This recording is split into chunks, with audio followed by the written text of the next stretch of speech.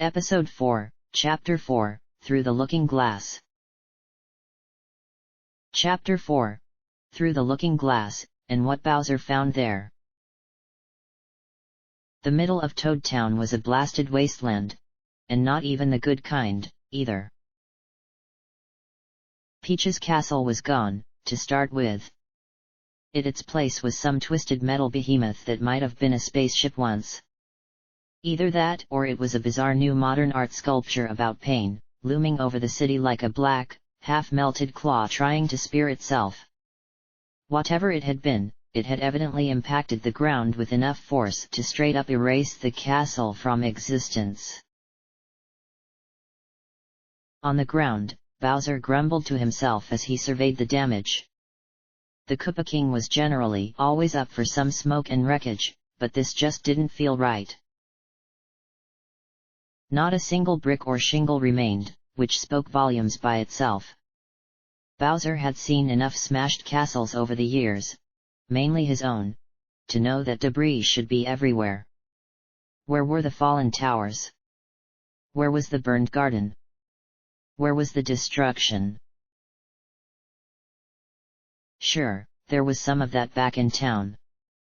Quite a few trees had been knocked down, some windows were shattered, and here and there a rooftop had partially collapsed. But the castle plaza itself was pristine in its total emptiness. It was a barren crater of dirt and dry sand, mixed with patches of cracked heat glass as the ground sloped toward the impact site. The Koopa troop had arrived that morning, a fleet of airships approaching from the north. Toad Town had been in panic mode before they had even arrived, and it wasn't hard to see why. As soon as Bowser had seen the devastation, he had ordered the fleet to land, and his troops to move in and investigate on foot. Now, the Koopa King was stomping across the sandy pit in a foul mood, waiting for someone to present him with answers. It doesn't even matter. I knew I should have stuck to the plan. He berated himself. The plan had been to invade during the Star Festival, as was tradition, but Bowser had let Cammy talk him into backing off for the night. The old witch said it would have been a terrible romantic gesture, since Bowser had gate-crashed the past 2 Star Festivals already. After all, he might seem desperate if he tried the same thing 3 years in a row. Instead, he had decided to let Peach throw her big party, and then pick her up in the morning when it would be a nice surprise. Obviously, it hadn't happened like that. Some rude schmuck had evidently decided to take advantage of Bowser's courtesy by nabbing the princess anyway. Now she was missing, and Mario was probably off having a grand old time, hopping around and being a hero. This just wasn't going to stand. Bowser was going to get to the bottom of this, one way or another. While some of his troops had set up a perimeter around the ship thing, others had been sent off into town to bring back local toads for questioning. Ugh, toads. Bowser was more than happy to let his minions handle the interrogation. He had never liked the little mushroom folk very much. They were timid and weak, and they all smelled like salad. His own Goombas weren't much better in the strength department, but at least they had a nice healthy musk, a stench you could trust. Speaking of stenches, what smells like hot wax? It was faint, but there were definitely candles burning nearby. That piqued the king's curiosity, so he followed the smell until it led him to a low stone wall at the edge of the pit. Just past the wall, a little shrine sat nestled amongst the shrubbery. Lit candles of every shape and size were arranged around something that was leaning against the stone. Craning his neck for a better look, Bowser saw it was a portrait of the princess, surrounded by some photos and sketches of other townsfolk. Is this some kind of memorial? Bowser wondered. Do they think she's dead or something, or do they set one of these up every time she leaves town? At least the toads cared about her enough to worry, which Bowser decided was worth a point in their favor. Sighing, he picked up the portrait, not minding that a few candles were knocked over in the process. Turning it over in his claws, he stared softly at the painted princess. It was a pretty enough picture, he supposed, but it just wasn't the same as having the real thing nearby. "I'll figure this out," he muttered, "and then I'll find you. Mario isn't gonna steal my glory this time." He paused, and then groaned as he realized the situation. What the heck am I doing? He was talking to pictures of Peach again. Hadn't he learned his lesson by now? At least nobody was around to hear him this time. "Lord Bowser, we found you!" shouted a pair of voices from right behind him. Bowser snarled in surprise as the portrait dropped into the sand, hastily ignored. He turned to find two armored Koopa trolls standing in salute, awaiting their turn to speak. "Well, what is it? You had better have something useful to report." Bowser was running thin on patience, so hopefully he was about to get some answers. "We bring news from the civilians," the left one began, and a description of last night's events. "According to the Toads," the right one continued, "an incident occurred roughly 12:15 last night. Some say a new star appeared, others believe it was a beam of light. Either way, a foreign object appeared in the sky." The left one picked it back up. 10 minutes later, the object fell to Earth. Despite the delay, it seems nobody actually left the castle grounds during this time." The Koopa troll paused to flip through a small notepad. "There was mention of a bright flash, and the castle vanishing. That's the key bit, you see. Accounts are varied and there are some discrepancies, but almost everyone seems to agree that Peach's castle is 100% gone." The two soldiers took a unified step back, looking proud of their sleuthing abilities. Bowser was simply perplexed. That was it? Was that seriously all the information that these two numbskulls were able to get? "That doesn't tell me squat!" Bowser roared in annoyance. "I have eyes, I already knew everything you just said, because I used them. Go back and figure out where the princess went, and then tell me how to get there." The Koopa trolls saluted and hurried off back towards town, eager to please. Bowser, meanwhile, turned away from the shrine and set off towards the mysterious metal structure. "I might as well check on Cammy," he thought. "Maybe she's found something interesting inside that thing."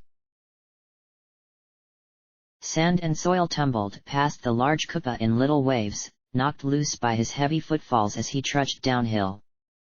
Here in the shadow of the structure, the springtime air took on a sudden, unnatural chill. A field of jagged glass fangs sprung up every which way near the base of the ship, backlit by the faint violet glow still pulsing within. Seeing it up close, Bowser had to admit it looked pretty imposing, in a careless sort of way. Cammy Koopa had been practically giddy when she first saw it, giggling and yammering on about the vast magical potential it might hold. Bowser had let her fly off and explore, but now he was finding it difficult to follow her. The rooms and hallways of the ship were plainly built for someone rather small, and twice or thrice the Koopa ended up having to smash new paths for himself. "Cammy, get out here! Front and center!" he called. The old hag had likely gotten lost somewhere, but Bowser couldn't exactly blame her. Everything looked the same in here. Endless purple rooms covered wall to wall in strange glowing symbols. He had almost gone cross-eyed trying to read what they said, before deciding they must be in some other language. Bowser struggled deeper and deeper into the ruin, past more rooms and more ruins, and found himself wondering just who would drop a thing like this from the sky. "It looks more like a spooky nightclub than a spaceship," he mused.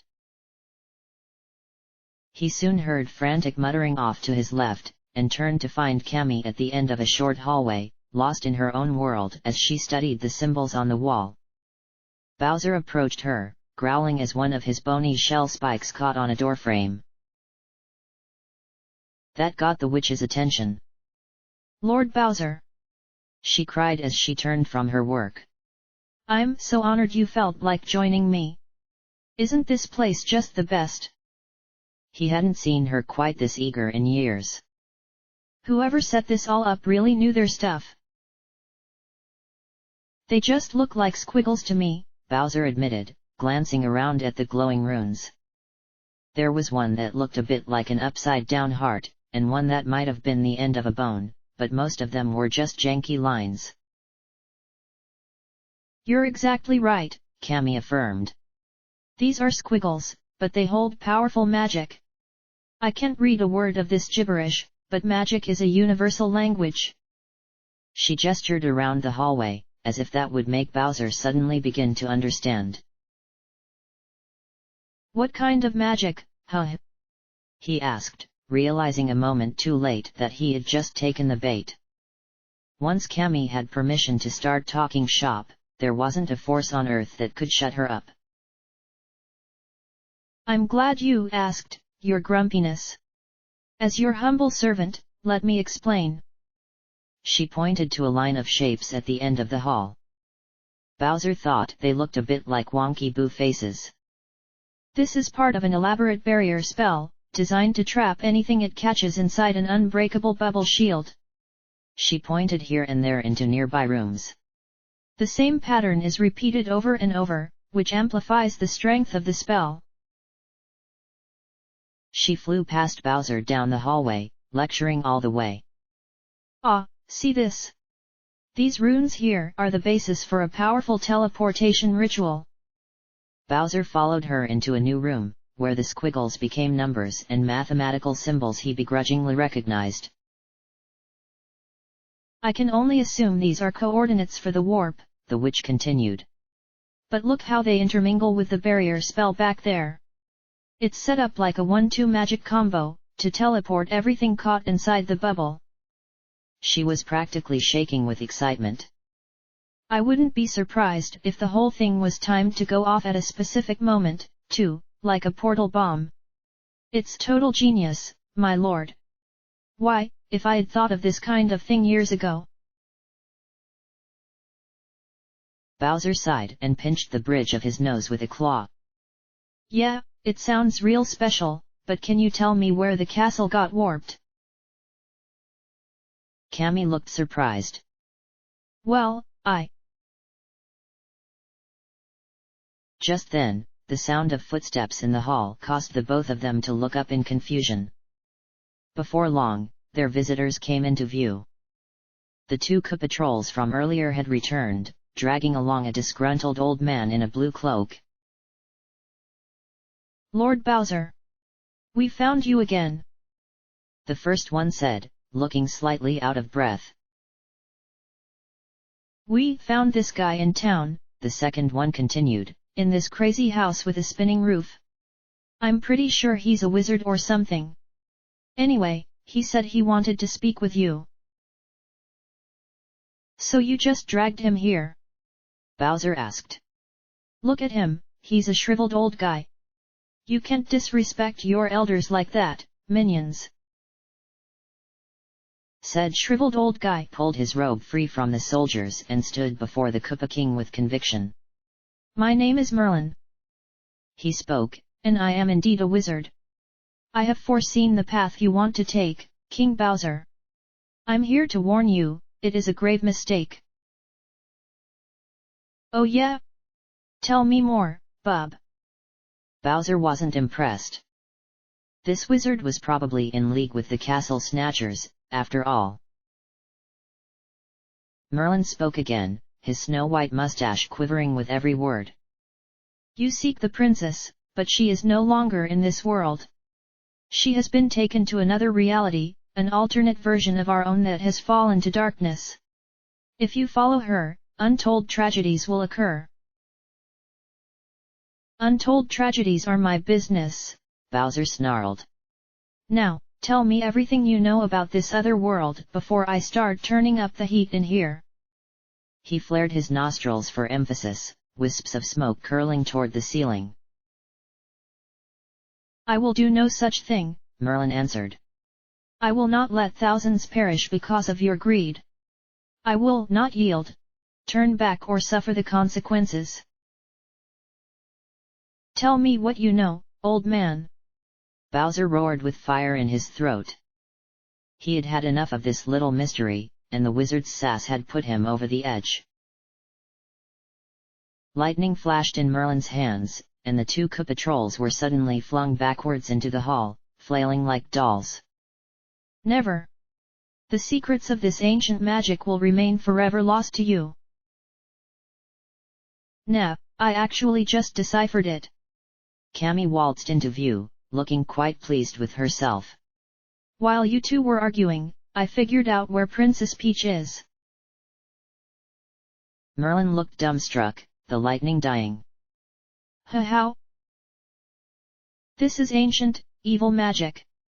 It was made by rogue members of my clan millennia ago in order to..."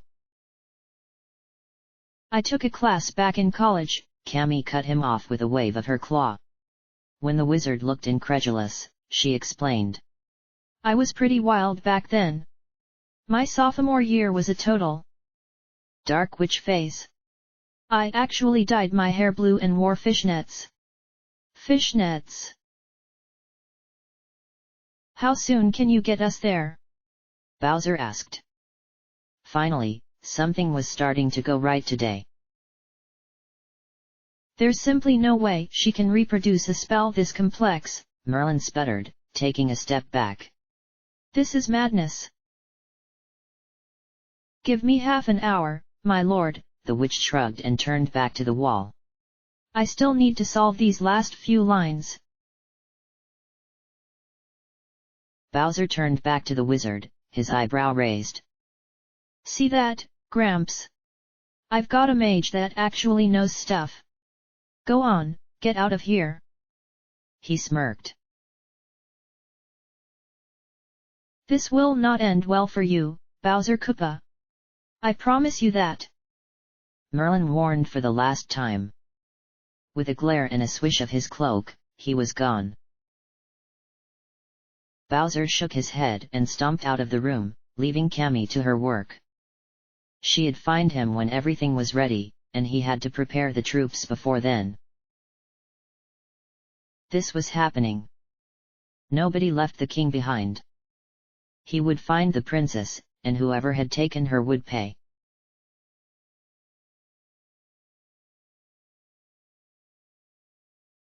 It had been nearly 2 hours, and Cammy still wasn't ready.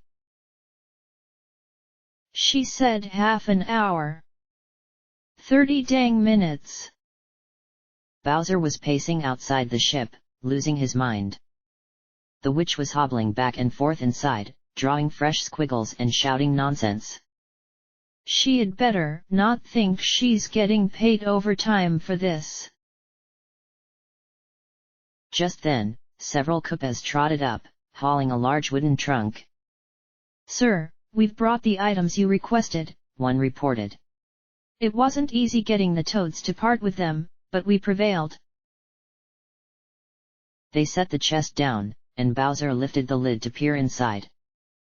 "Huh, this is a pretty decent haul," he thought as he examined the contents. "Let's see. 1, 2, 10, 50. Oh, this is totally gonna be enough." He slammed the lid shut with a grin. "Good work, troops. You really pulled through." A while ago, Cammy had informed him that she simply wasn't powerful enough to warp the whole army.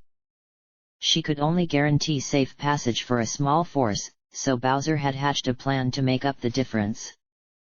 With the contents of this trunk, pillaged from Toad Town's citizens, they would have a fighting chance in this so-called world of darkness.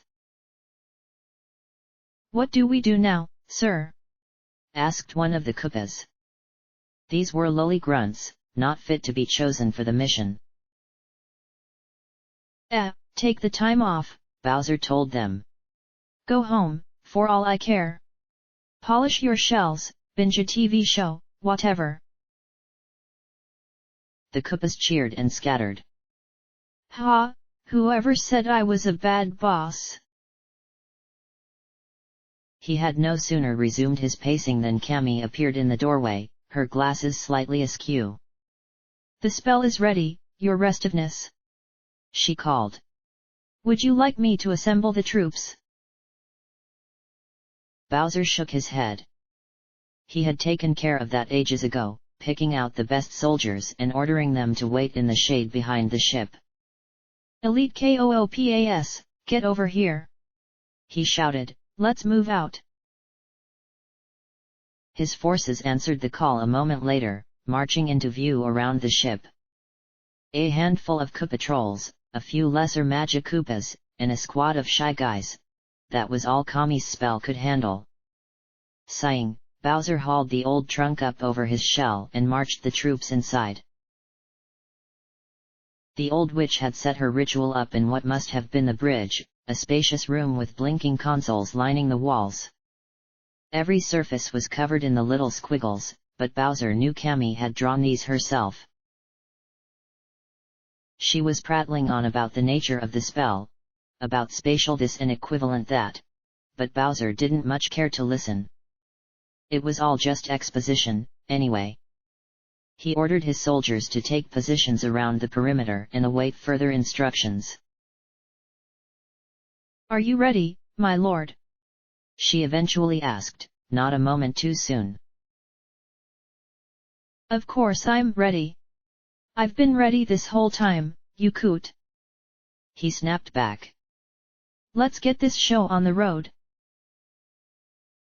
Cammy pointed her wand at the center of the room, and a harsh violet light began to spread out among the runes. Bowser shifted the trunk on his back as he felt a wind suddenly kick up from nowhere, swirling around the bridge. The tide of magic reached his feet, and he could feel it lapping at his heels like shallow waves. The consoles began to spark and fizz as bits of machinery were pulled off the walls. Electricity split the air, and the glowing runes bit together into a blanket of light.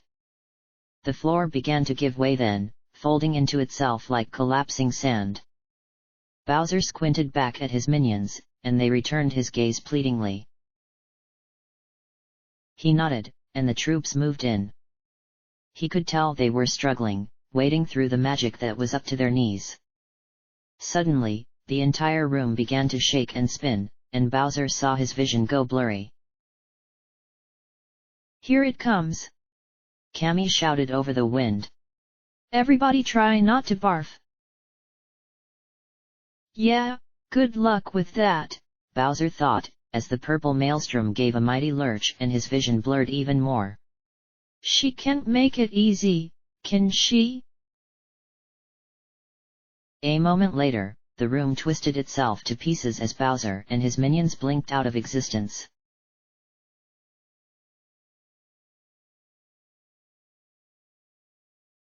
Silence, darkness, total emptiness. Then, a flash of chaos and the scream of wild magic. Bowser and his subjects reappeared in the grand hall of Princess Peach's castle, stumbling out of a burst of light.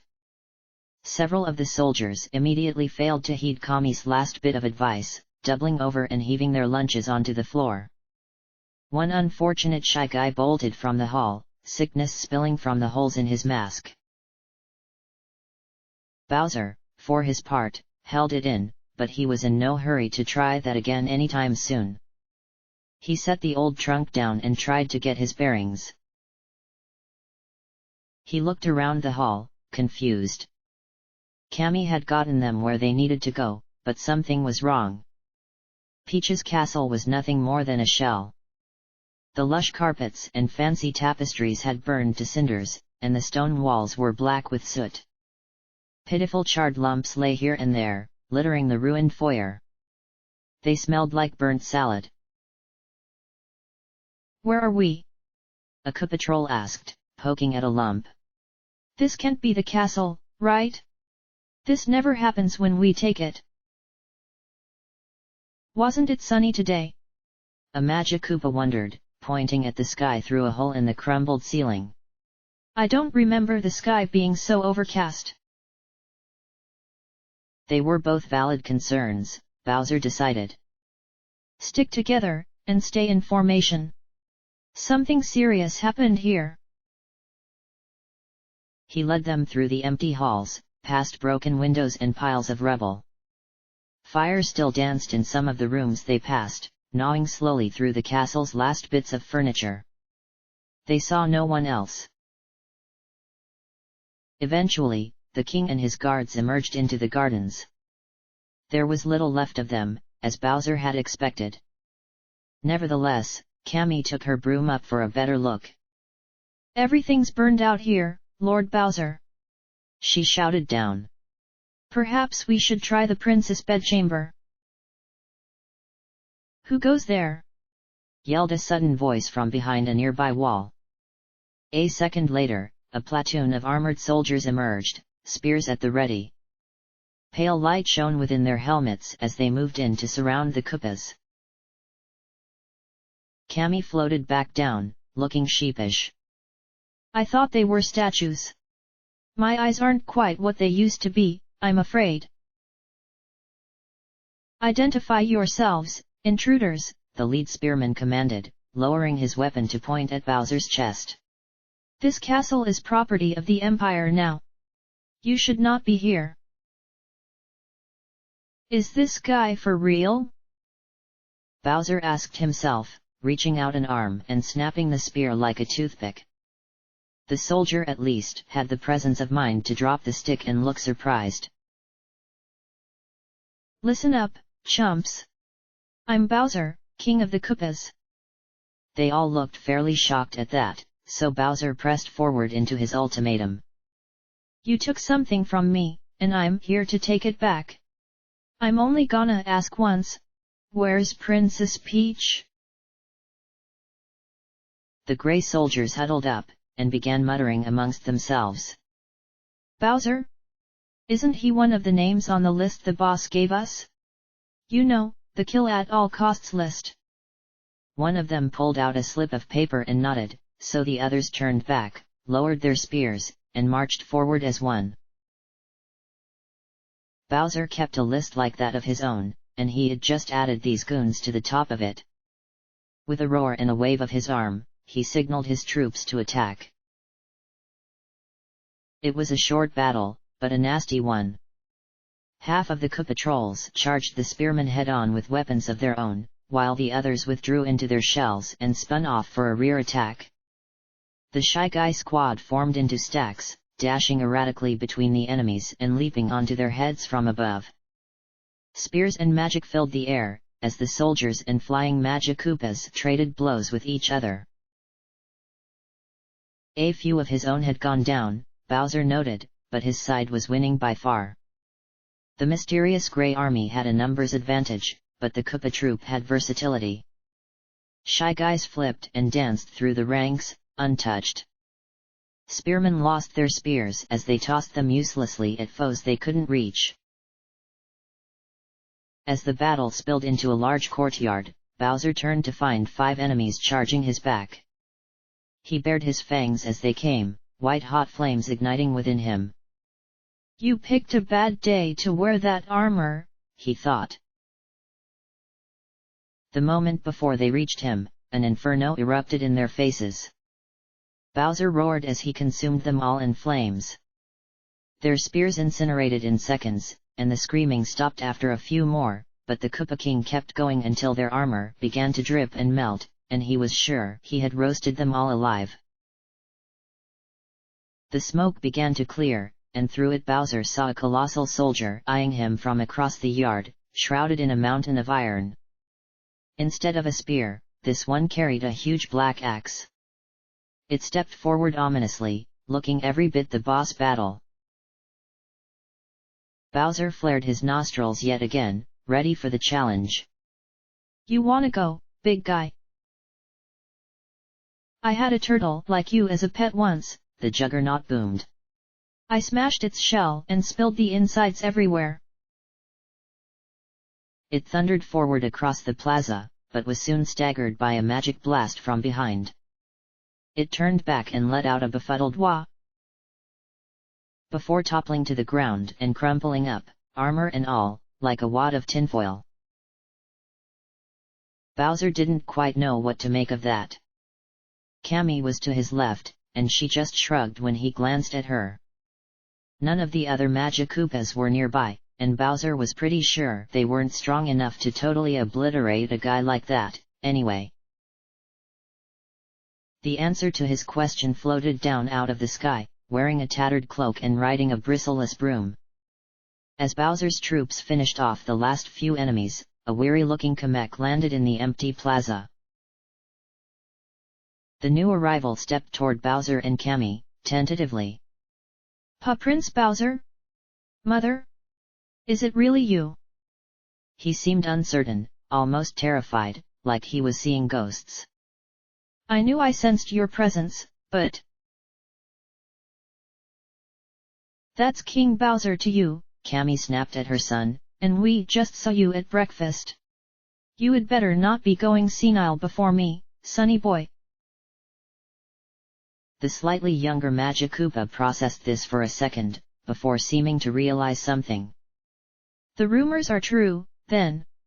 Empress Toadstool is trying to invade another world.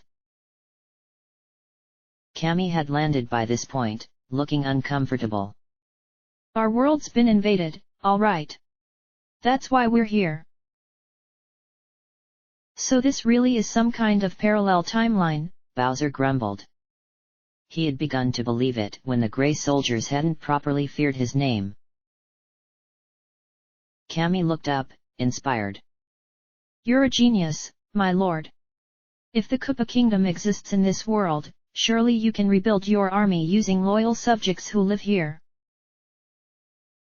You don't understand, Kamek urged, waving his arms. The Koopa Kingdom doesn't exist in this world anymore. When you died without an heir, the people lost hope. A few years back, the Empress laid waste to whatever was left. There are only a few of us now, living in hiding from her wrath. What are you talking about? Bowser suddenly felt a bit chilly. Spill it, Kamek. Who's this Empress chick you keep bringing up? Her name is Peach Toadstool, the Magikoopa explained. And something terrible happened to her 20 years ago, on the night the star spirits died. He turned away, facing the empty sky. She was only a girl then, but she grew up insane, and now she's a tyrant. We're all suffering, and this world is dying, all because of what went wrong that night. Bowser didn't want to ask, but he knew it had to be done. What went wrong that night? Kamek's eyes held a lifetime of sorrow, but no answers. Everything, my king. Everything.